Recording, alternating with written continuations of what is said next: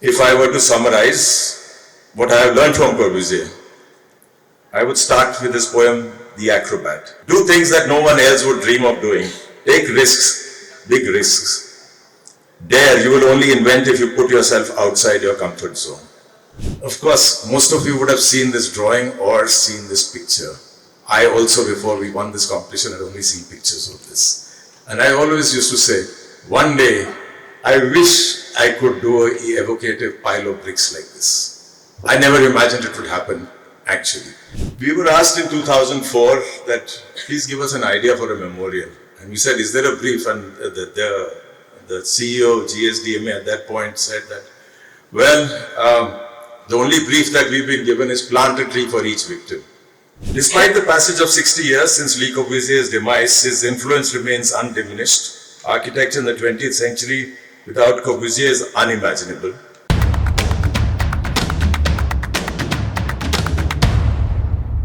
To begin an exciting keynote speech by architect Rajeev Kathpalia, where he'll share his vision and ideas through his inspiring work in regional planning and urban design projects. It's an honor and a pleasure to be amongst you on a Sunday morning.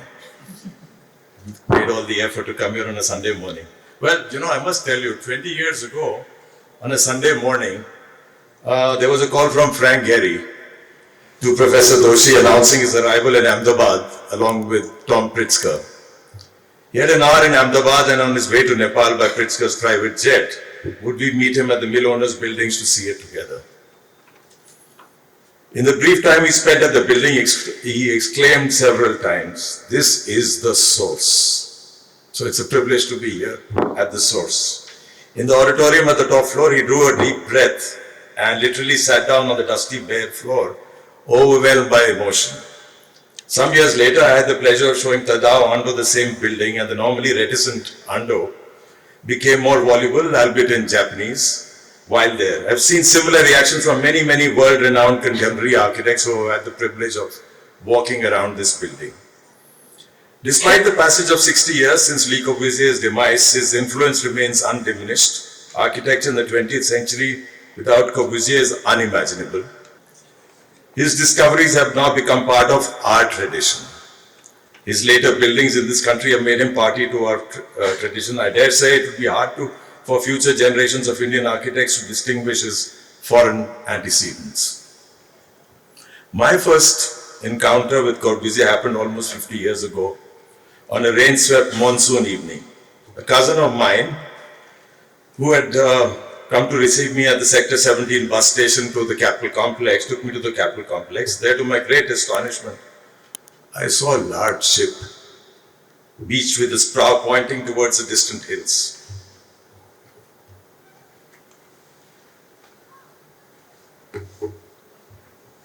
With lights twinkling on their crests, along there seemed to be an oversized fragment from the ensemble at the Jantar Mantar in Delhi. Unlike the ship connected to terrestrial things, this piece seemed to be in conversation with the heavens itself. In the distance from these two spectacular objects was a third, a gateway framing the distant horizon. I was told with great irreverence that this was Corbusier's famed Capitol Complex of the Secretariat, Assembly and High Court. In the years that followed, the years of initiation into the mysteries of architecture, often mistaken for agriculture at my college, Le Corbusier's name was much bandied about, but rarely was he explained, or perhaps I was not ready to understand. However, I tried in my own way to discover him through his buildings, to visit the Capitol Complex, often sketching or taking photographs. Unlike today, there was no security to be trespassed, and I would often end my day at the Capitol Complex watching the sunset. The enhanced shadows at this hour, the absence of people and sound, the strange shapes of the buildings, their silhouettes in this hour of twilight were to me awe-inspiring. Though unlike anything I had ever seen before, they seemed strangely familiar. Their presence was like the ancient forts and palaces I had visited as a schoolboy. I discovered a world of strong, silent forms, shadows and silhouettes of pulling in the horizon, connecting with the sun, moon and stars, and becoming one with the infinite.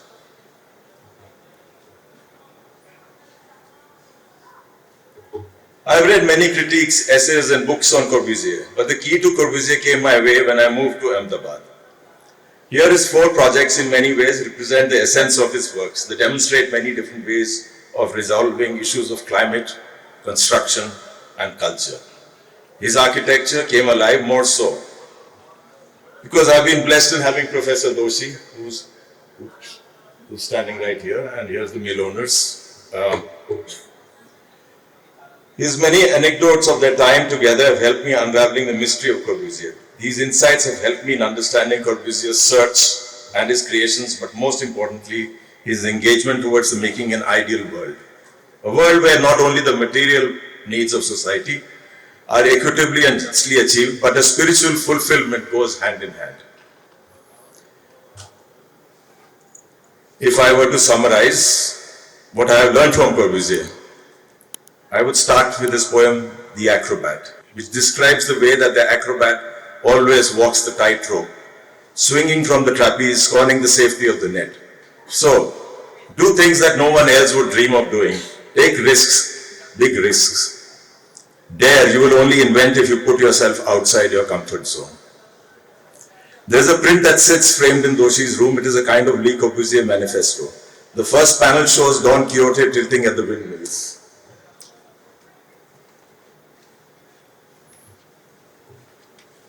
And what it talks about is you must have the quality of imagination to fight against people's perception of the truth, as against your own.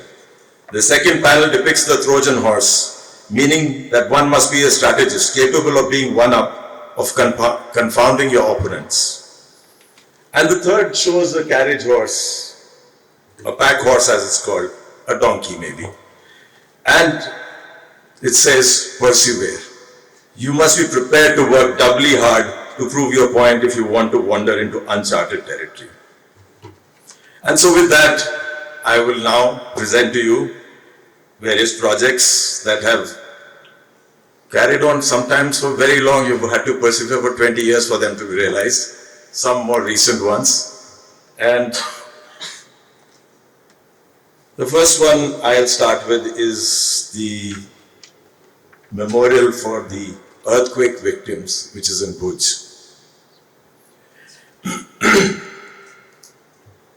In the early hours of the earthquake that lasted just a few seconds, 12,932 lives were wiped out. This is the scene in Bhuj 5 days after the earthquake, but people's bodies were still being taken out. We were asked in 2004 that please give us an idea for a memorial.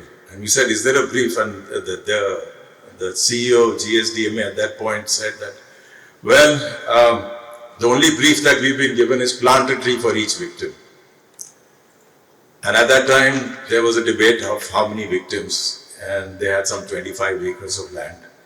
And so I said, do you know roughly how many? There's something between 1 lakh and 30,000, 20,000, there was no idea. I said, there's no way that you can grow that many trees, so you better get some more land. So first we went in search of land. We got a site, but that site didn't work out for various reasons, so time went by. And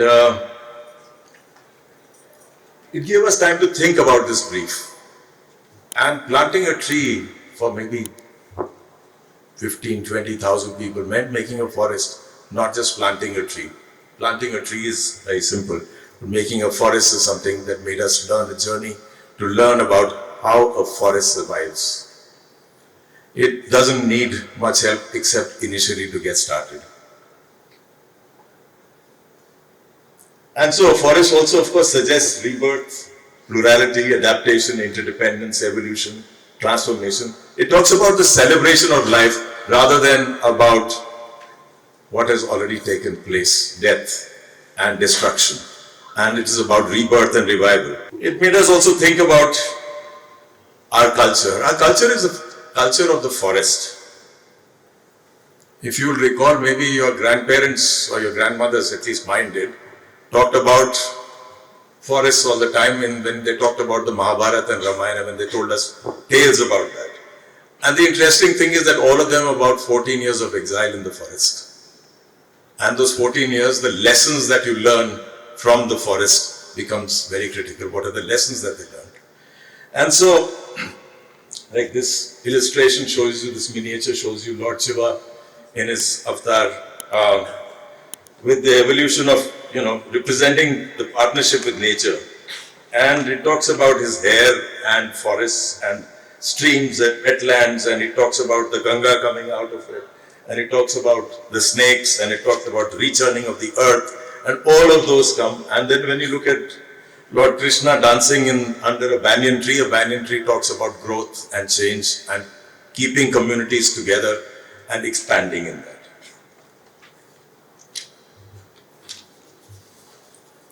So unlike many cultures where nature is seen not as supportive but profoundly threatening, an enemy to be tamed, civilized and controlled, in our tradition the forest is a place of refuge, hospitality and profound spiritual inspiration. It has been a symbol of beneficence in India, where there is no boundaries between apparent order and chaos. They are more ambiguous. Thousands of species of animals, plants and microorganisms are interdependent. A square foot of ground can contain an equivalent of a whole city of different life forms, including microscopic life. The microcosm at any given level is always connected with its enveloping macrocosm. And so there's a continuum, and I think that is the important lesson that you get out of the forest. Now, we were asked to do this in a place which is drought prone. Every 2 years there's a drought. There are cyclones, every couple of years there are cyclones. And there are earthquakes, every couple of decades there are earthquakes. And so you have a culture of great resilience. And if you think back, Dholavira survived on monsoon rainfall for over 1,000 years. That's what they claim. And we know that they have these water harvesting tanks. And so that was our inspiration, that where things cannot be planted easily, things will not grow, we were asked to make a forest. And we said it is possible without borrowing water from the Narmada Canal, depending entirely on the rainfall of 300 mm that falls out here. The monsoon that comes in Kutch, when it does, is only 16 days. And in those 16 days, it's also only a few hours. And as time has gone by, it's extreme rain. For an hour, you get a huge downpour and then there's nothing. It floods and then it disappears, evaporates. There's hardly any recharge. So actually, Kutch and Bhuj especially is dependent on groundwater sources, which are 3,000-year-old aquifers. And they're not going to be renewed by the way the things are going and expanding. And as a technology for mining becomes better, for water mining, you go deeper and deeper and you empty out all the aquifers. This is our site. This is the general condition that is there in summers, or was. And I'll show you how the transformation took place. At the top of it is a shrine, a small temple to Bhujangdev. Bhujangdev, as you know, is the incarnation of Lord Shiva. Bhujangya was the name that was the tribal chieftain who fought against invaders, and that's how the name of Kutch came about. So, when we started thinking about the memorial, two things that occurred to us was that there is the pathways of the pilgrims who will come to visit the people they're lost out here. And I call them pilgrims because it's a journey that they will take to make this place. And the other one is the journey of the water that will take place, of every drop of water that we can collect. And so pilgrimages are great ways to free yourself from daily thoughts that occupy your mind, which are time bound. How do you connect to the infinite? And in the journey, in that walking, in the instance of walking, you forget and you move on and you start getting connected to something beyond yourself. The other one was, we were told that only trees that will grow out here easily by the forest department was the trees, the neem tree, and the rest can't be. As we discovered in various researches there and talking to people out there, ecologists out there, there were 56 native species that were there. Another 30 were added. Finally, there were 86 species that we identified that could be planted in this place, which are native to the place and would survive.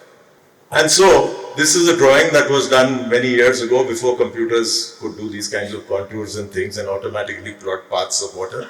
But every drop of water that fell on this was traced to see how did they come together and make and flow off the land on these contours and the watersheds that would be there. So you could calculate exactly the amount of water, how much each tree would be required to have and over seasons, and how it could sustain itself in a drought. And of course, there was the important aspect of it was also that when you look at this journey of water, it's not just about the water, but it's also the alluvium as it collects off the soil. Over time, of course, with rainfalls on this hilly side, a lot of the rock has been exposed, so there's hardly any alluvium out there. So how do you plant in a place like this? So we figured out that the best way was to slow the journey of water. I think like life as a journey, you say, how do you make these pause points along the way? How do you pause things which are moving very fast and get time to reflect on really what is your journey about? And that if you could do that for the water also, this would really help us to collect water. And so therefore these reservoirs or leaking reservoirs were proposed. Rather than things to hold water, there were reservoirs to just allow the water to soak into the ground and make the earth moist again. And if you had the earth moist, plants could possibly grow. And so watersheds were identified.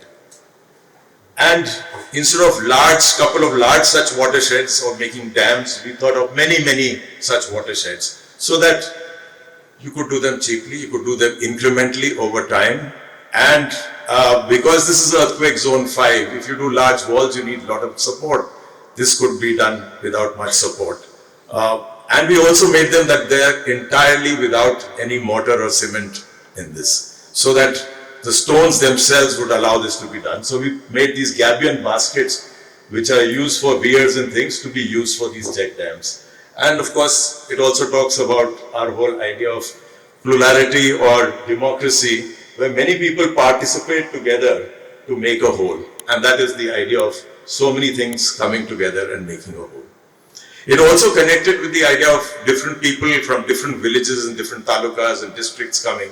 People here don't come alone, they come in groups. They come in large groups with their neighbors, with the whole village coming in. So they had to be also positioned in such a way that each village and the neighboring village names could be put together on these reservoirs. And so this is what the pathways that came up, a major pathway that cuts through this from two ends. One is where there are three components. One is the reservoirs with the names of the victims and the forest that has now come up in between. And the one end of it is the museum. And on the other side that frames it is the sun point. It's a point where you can climb up to and view the horizon, view the things around it, and I'll come to that. And while we were thinking about this, these were the inspirations that when you go into step tanks and step wells, our traditional step tanks, how do you envision the world? And you get cut off from the sounds, you get connected only to the sky and to the water, to the ground, to the earth below. And these are traditional memory stones, as they are called, or palias in Kutch, which are placed for people who have contributed something to society.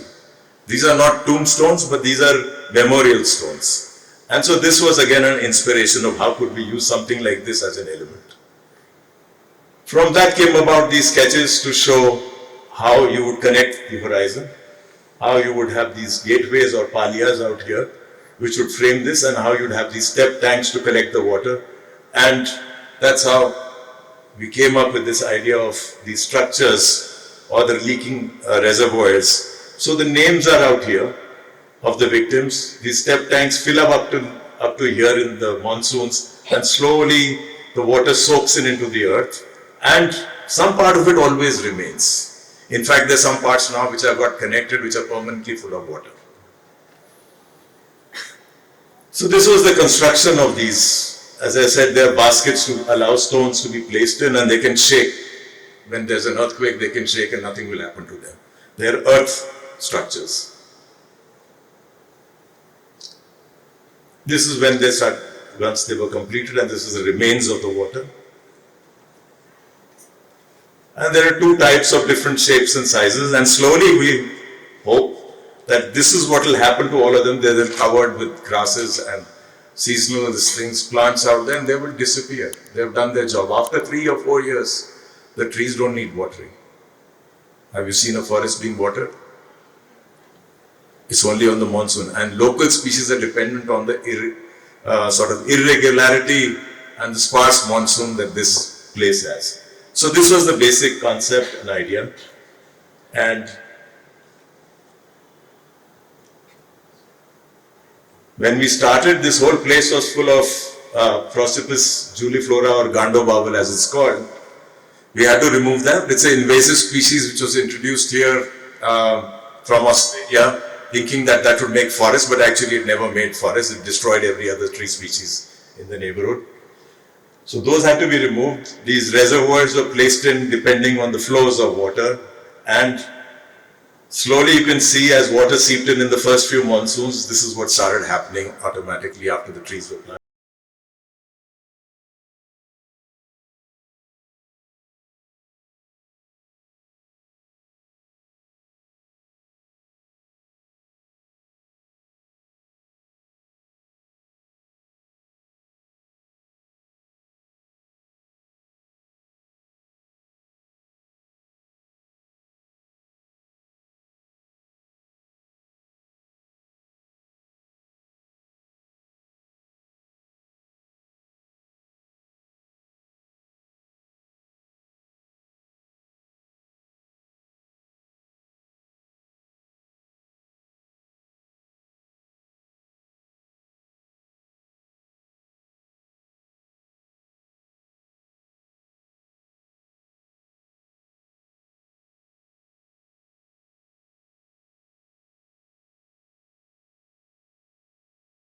This, and what is our role? It's to change ecosystems and to change, make environments. Oops, this one is.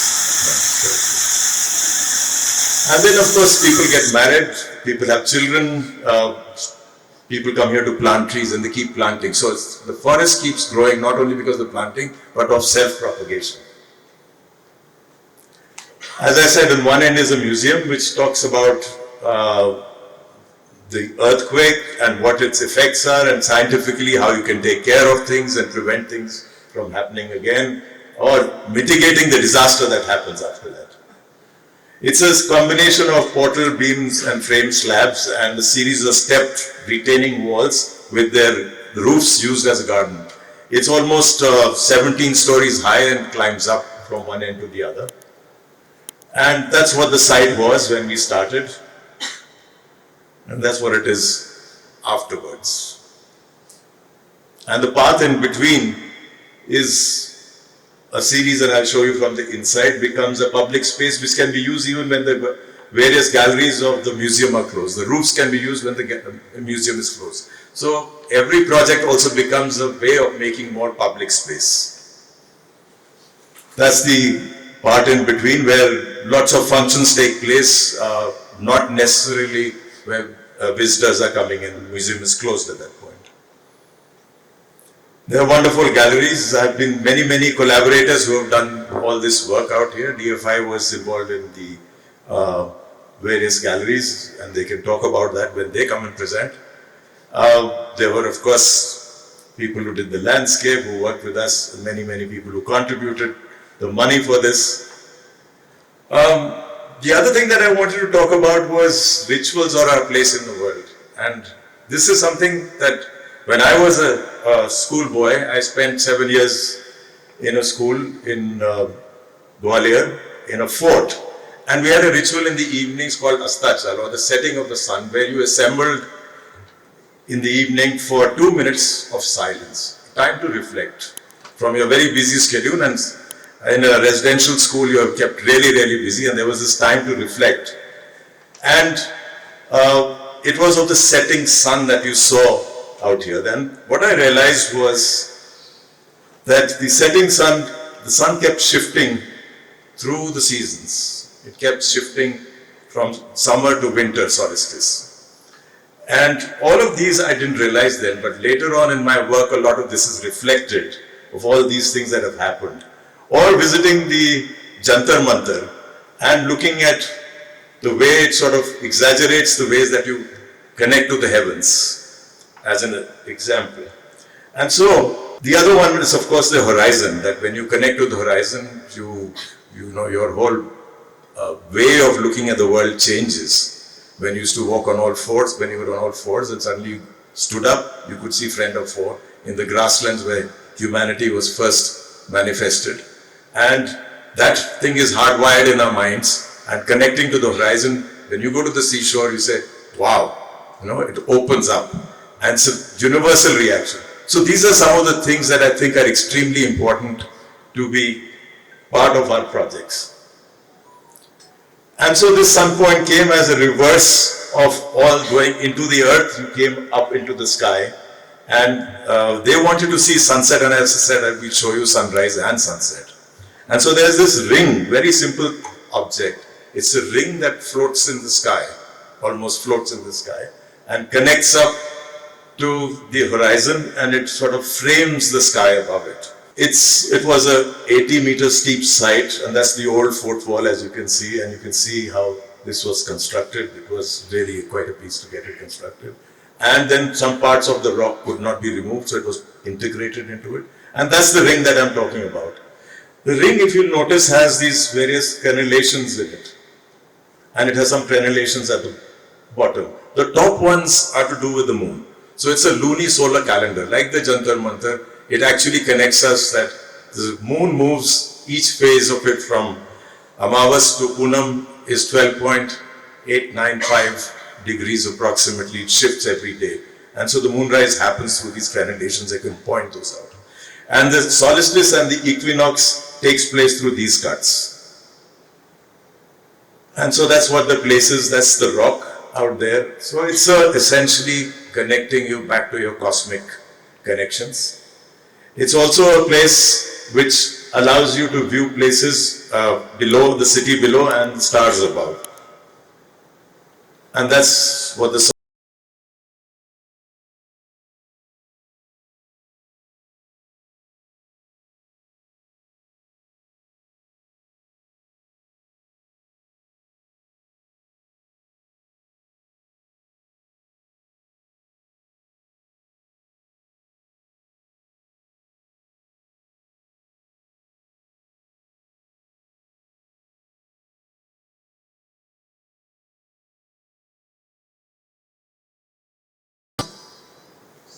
it has embossed on it various representations, the bull to the pastoral communities of Kutch, the peacock to represent the farming communities, and so on and so forth. There are several symbols on it, embossed on it, and it floats above the city.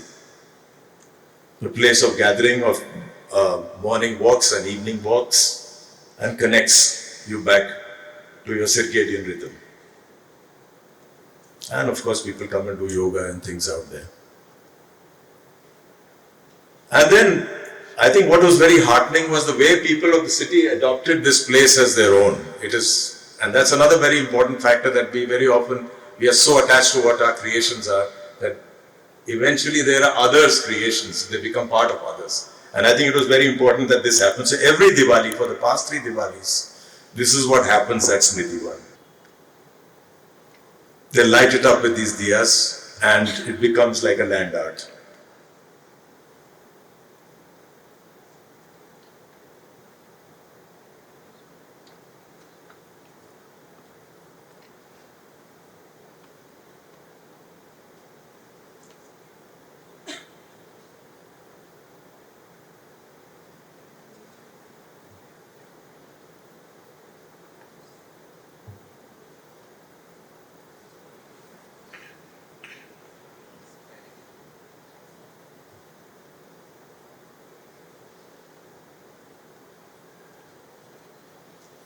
So the two anchors, you can see the sun point, which is lit up on that side, and of course the museum on the other side.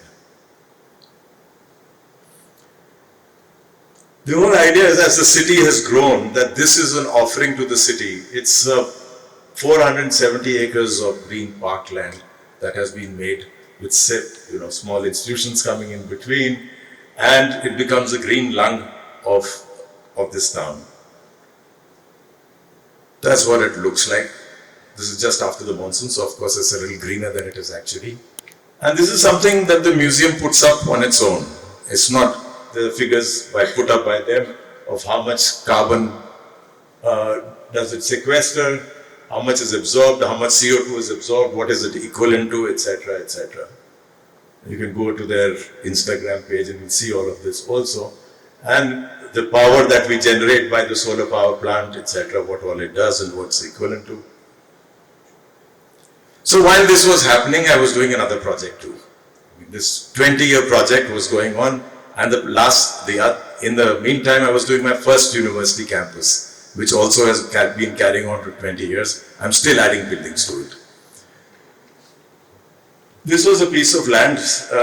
Our client actually wanted to set up an IIM. From an IIM, it went to a liberal education program over various things, and it's called Hello Oxford, because it's actually Flame University, but it started with the idea of taking him to Oxford, showing him that you have to do a town, not just a university. The university is only one part of a town of education. And they bought over 500 acres to start with, and they made a golf course. So that was the end of that part, and they gave some 25 acres for the university. Then they bought another 500 acres, and that they sold off for the township. So the township is happening at the moment. But the 25 acres that was given slowly grew to 80 acres. So today, Flame has grown from initial 25 acres to 80 acres. And it has about 2,500 students. Eventually, it will come down to about 3,500 students. So things grow. Educational campuses grow. So when you see that slide and parents come there, they see this wonderful golf course spread out there, and they're kind of sold on this. And the kids, they said, oh, this is the right place for them. The campus, as I said, kept growing. So it started with this part out here. Then these got added to it, and then eventually this tail got added to it. It looks as if it's been planned in one time. It's not planned in one time. That's, I think, the beauty of a master plan, that can it keep growing and keep adding on. And so when you come to it, there's this huge, wonderful cricket ground. And this spine, the whole idea was the bazaar of knowledge, because this is the first liberal education program in the country. It talked about that we made choices very early on about how our education system is. And kids come out and they make decisions without really knowing that there are many more choices that they actually have. A child in class 9 or class 10 is supposed to decide, doctor banunga beta, yes, engineer banunga, yeah, architect banunga. It's a little too early. So here, for the first 2 years, they're exposed to 40, 50 different disciplines, and after that, they can make a choice. That's the idea. I don't know if that really has changed things or not, but now the national education policy talks about the same. So I think that's something that was an important idea that came about. And so we called it the Bazaar of Knowledge. And the idea here was to build a spine which buildings could be added over time, and buildings have been added over time. It was not a one-time act. Then this part happened, then this happened. As it became more successful, they got more ambitious. So all that was added here also. So things have doubled up, multiplied in the past 20 years. And the land again is a sloping side. It sort of climbs up, goes up almost about 17, 18 meters. And the idea was that can you have this connection to the horizon, to infinity as you go up. And so the way the buildings happen also reflected this. The other interesting thing about campuses and universities is that you set up a kit of parts that you work with. And so we worked out a very simple portal system again out here, which is this, and this actually constitutes all the different shapes and forms that you see. You can construct anything from 7 meters to almost 20 meters in the same basic system. When you become more ambitious and you have to do 24 meters as out here, you need a little bigger. So, but the same system and same proportioning system sort of works to do that. This is the sports center, that's the library, that's the dining hall, and these are various classrooms of different sizes, etc. Oh yeah, and the other thing that we also learned at that time was to do compressed earth blocks. So that's the other first time that we used compressed earth block at a reasonable scale, which was mechanized, not hand this thing. Most people do it hand sort of cast. So this is what the university grew up like. Again, this is barren land, it's kept on growing, and the various faculties are along this spine, and then student housing, and there's more student housing that's happened there. This is a little old photo, and faculty housing along the sides with the university plaza with the library, dining halls, performing arts, etc. placed out here. And then, of course, again, nature takes over, and so buildings, you don't know whether you're in or you're out, and I think that's an important aspect of this wonderful climate that we have in our country. Most places it gets a little warm, but not that hot, and it cools down reasonably well, and if you're out, you feel much better. So can you have classes outside, can you do all of this? And I think landscape and integrating it with the buildings becomes important. The other thing that we looked at was that the kinds of buildings, the major important buildings, they were like landscapes themselves. So they're like hills that you climb onto, and they make little amphitheaters. You go onto the roof, this is not your main entrance. The main entrance is behind this, into the library, and this becomes a place of gathering. The library is open from 8 in the morning to 12 midnight, and you'll see people hanging out there. There are 5 cafes on campus, so it also makes it rather lively. And all of these things are added into the program to make it something that becomes part of yourselves. This is the inside of the library, and I wanted to show you this. This is not air-conditioned space. Though it's used extensively, it is not air-conditioned. So having these high volumes actually helps it to remain cool. There's only an extraction system to take out the hot air from the top. So how do you make them affordable? Because that's the other thing, that your running costs is always an important aspect of what you do. And so this is the kind of things that start happening. And then water bodies to collect rainwater, etc., become the places of gathering. This is the performing arts. There are concerts out here, and there's a cafe where this photograph is taken from. People gather around these kunds and things happen.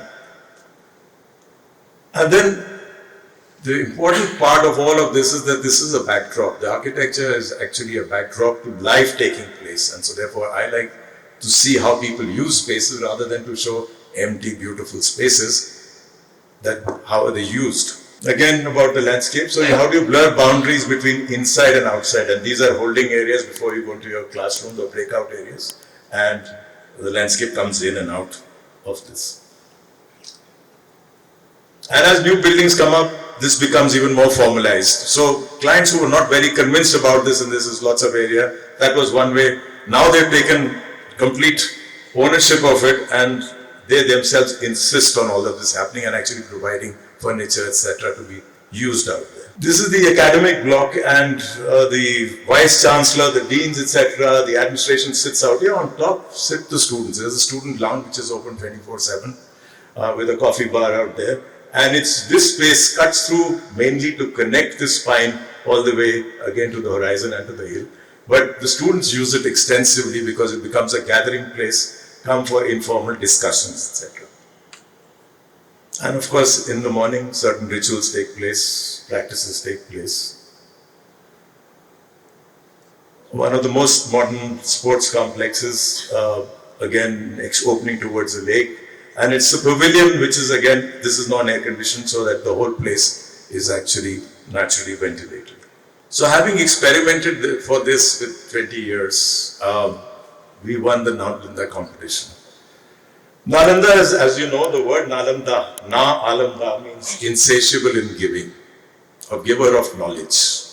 And of course, most of you would have seen this drawing or seen this picture.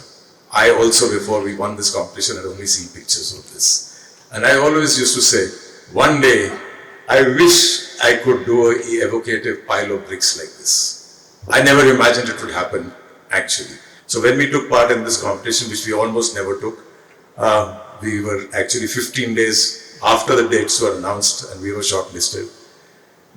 I actually did a sketch, and I said, I've imagined from the brief that you excavate the land, you fill up and make these places, and that's what the campus is going to be, water bodies and buildings around them. So that's how it started as an idea, this first sketch. And so I was sitting and having tea with Mr. Doshi, and he says, "What are you wasting your time? You've got the idea, go and do it now. What are you not doing this competition for?" So we started 15 days late. We had 2 months actually, but we had in 1.5 months, we finished a day before we had to submit, so which was strange. And then of course we won. So that of course added to the thing. There were 8 shortlisted entries, out of which 5 were from well-known foreign firms, including Markey and Snowetta, etc., Allies and Morrison and several others. And the idea was, there's a strange site that we have, which goes like this, several villages and 2 places where water collects. And our backdrop is a very important hill, the Rajgir Hills. The Rajgir Hills are famous because of the fact that Lord Buddha came and meditated out here. The Mahavir came and meditated out here. One of the Sikh gurus came and meditated out here. And so it's a sacred place. And in that sacred place, well, what it does is it floods, the rain that falls on it, this is extreme rainfall, it floods the site. And so you have to take care of the flooding and you have to work with the site. And being a net zero campus, the first thing that we did was net zero meant water, waste and energy all had to be done on campus. And so what we did was that a rural campus like this, we excavated the earth, and the excavated earth became the material to make the campus, and what was excavated out and what was left as the hollow was the water bodies to sustain the campus as one of the aspects of the net zero campus. And then of course, once the buildings are done, people occupy it, life happens and learning happens. And so we actually gave the President of India at that point, Pranab Mukherjee, a block made out of compressed earth block, made out of that earth of sacred soil. And that became his souvenir for the first convocation, even before the university was done. It was working in a temporary campus at that time.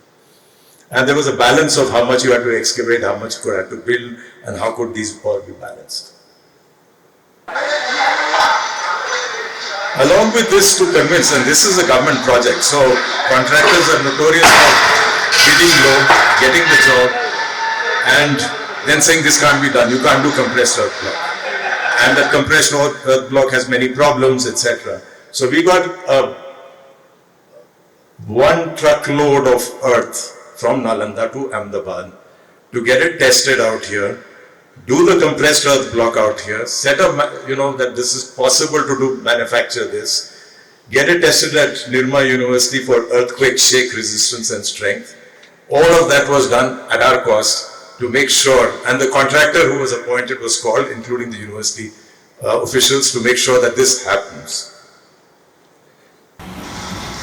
And then the factory was set up on site. So this is how the automated plant works to actually make block.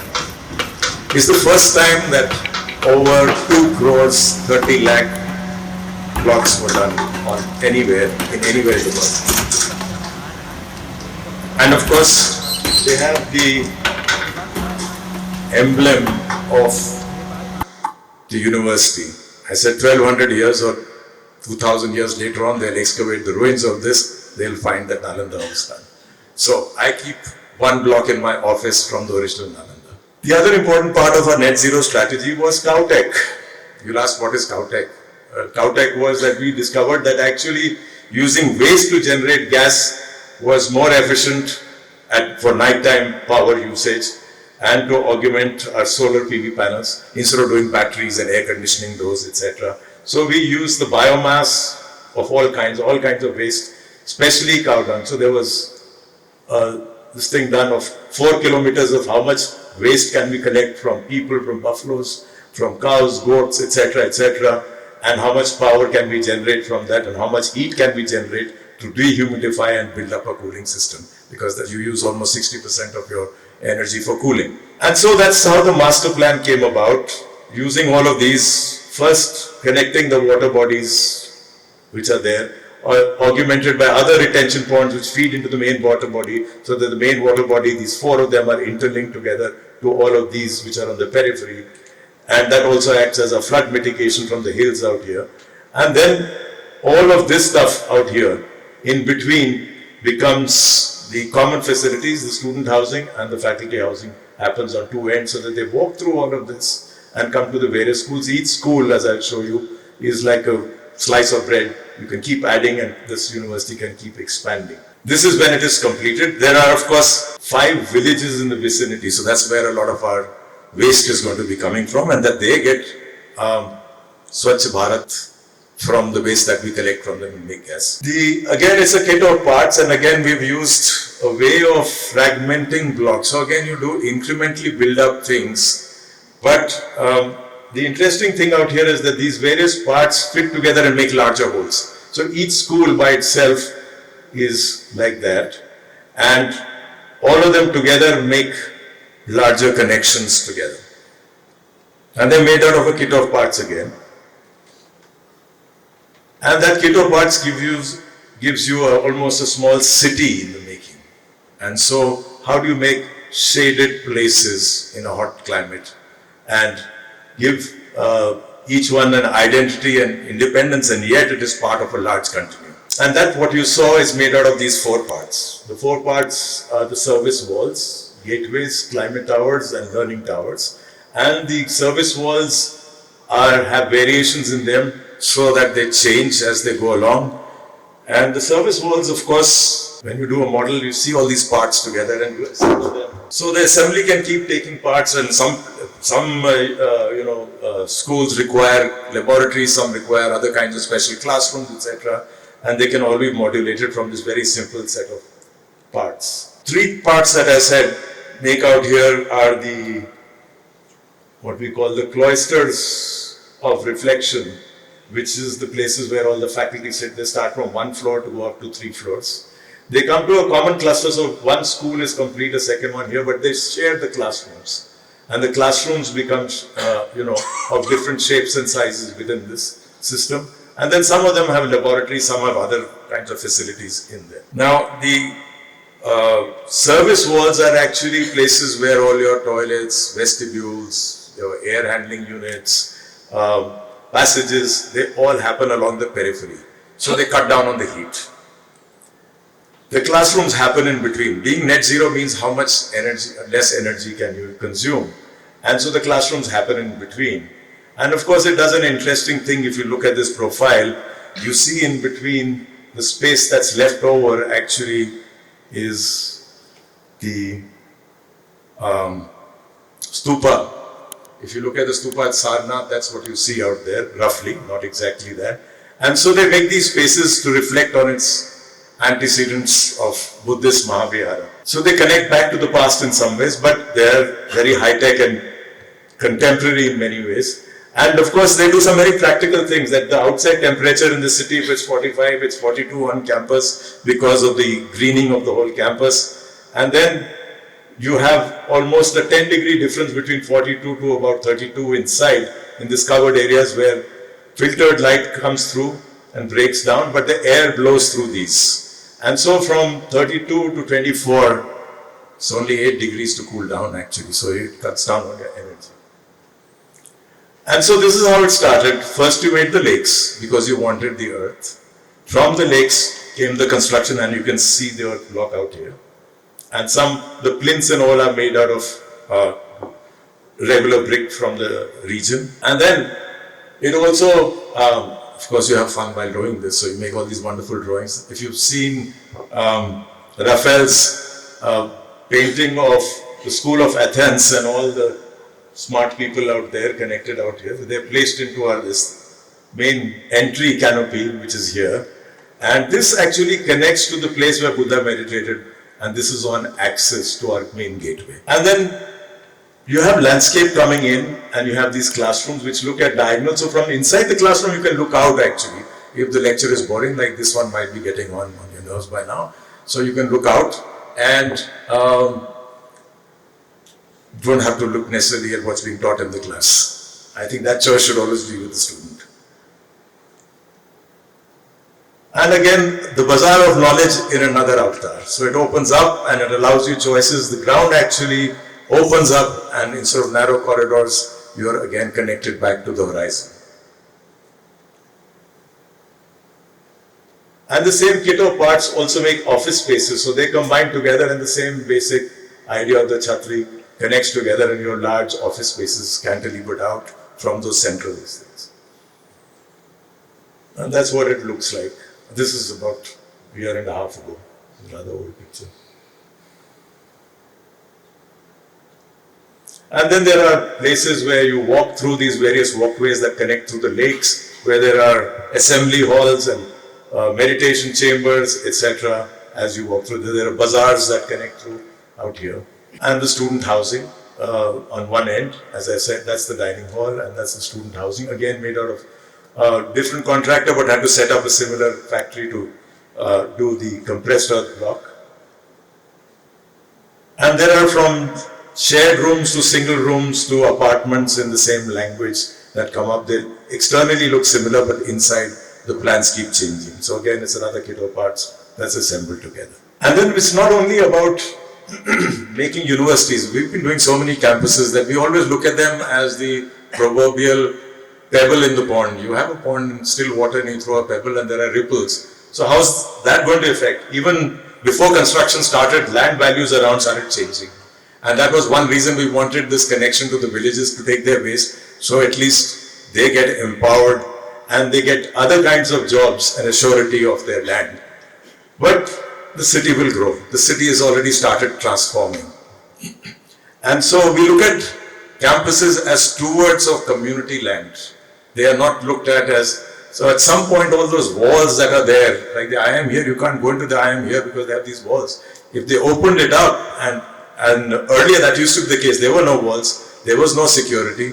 Our kids grew up, growing up, running in those lawns. And now that's not possible. And maybe that's why one of them chose to be an architect, but anyway, that's another story. So we look at our campuses that one day the walls will come down when the environment changes.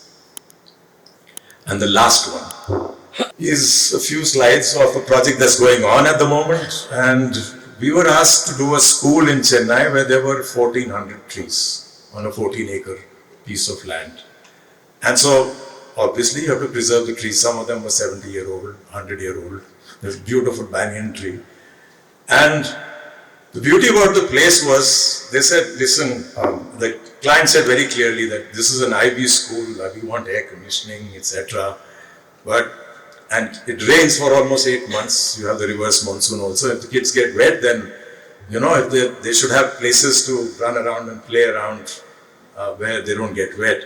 So we did a very simple idea. We said that's how you serve the food in Chennai. Just reverse the whole thing and you have a parasol on top. And you can have any shape of classroom, etc. below. So this idea really got into their heads. They said, this is a wonderful idea, let's do that. Yeah, that's our site. That's the various trees that are located. There's significant ones which are darker. And we just over path between the trees to make this school. And it's divided up into 4 quadrants, as you can see. So there was pre-primary, a primary, this is what we call the junior school, a senior school with dining halls and a sports complex and the academic things with this parasol on top, connecting it all, and trees shooting out through the parasol. So this was the idea of the parasol, and the parasol was like a tree, that the root system, actually all our services run in a tunnel in between, which becomes the circulation space. This covers all the blocks, and this is how it's actually done with the various, again, a kit of parts. And that's what it looks like. Where the trees, as you can see them coming out of this, some of them growing out here, all across this whole space. This is the pre-primary part, and the buildings beneath keep shifting and moving depending on the trees. So that's how they were planned out. They don't keep shifting literally, but initially when they were being laid out. And then the other thing that we did was we took, several ships had been broken in Alang, so we took all the decking from there, and the buildings are clad to achieve a certain thermal comfort level of reusing and recycling all the things from the ship decking. So you can see all here, this is all wood. And that's a typical interior of a classroom in the junior section, and the large passages in between, and on the upper level with the canopy on top. So this shows you the primary and the pre-primary. with the trees growing in between. So the other parts of it are being completed. That's what the school looks like from here. And with that, yeah, exactly on time. Thank you. These are books. If you want more details about any of the projects, you can buy them from us, from the foundation. You're welcome to.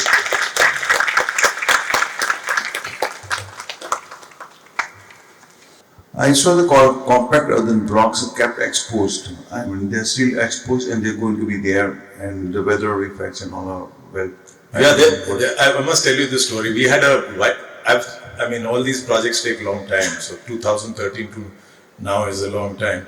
In between, we had a vice chancellor who said this looks very dull. She wanted to paint it. So she started painting it, and then after 1 monsoon, the paint came in. So it was fine. I was very upset when she started painting it, but then the monsoon gave it a respite.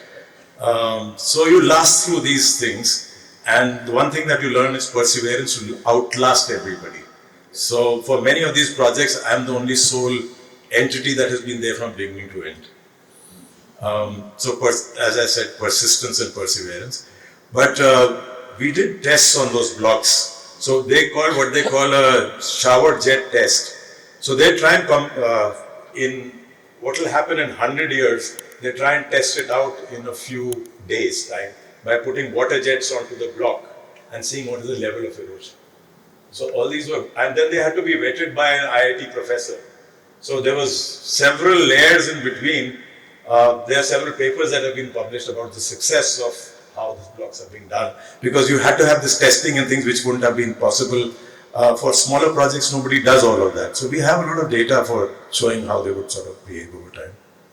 And the construction of these earthen blocks are actually acting as a load-bearing walls? In all the 4-story structures for the housing, they are load-bearing. Yes. In the academic blocks, they are just a cover. Okay. Yeah, they are cladding. Right. So there's a RCC structure beneath. And what is the thickness of the total earthen block as a cladding? I mean, to see the it's a 9-inch thickness. 9-inch thickness. Yeah. And also you have to remember that this is the earthquake zone 4. Okay. So that's why the earthquake test to hit it with a 2.5-ton block to see what happens, Okay. how much crack, shakes, etc. They'll fall on somebody's head, then we'll be blamed for it. So all of that has to be tested. Yes. Okay, thank you, sir. Thank you. And what is the overall thickness for the load-bearing structure you created there for the hostel blocks? 46 centimeters. Okay. Thank you, sir. Thank you. Thank you so much, sir. Big round of applause.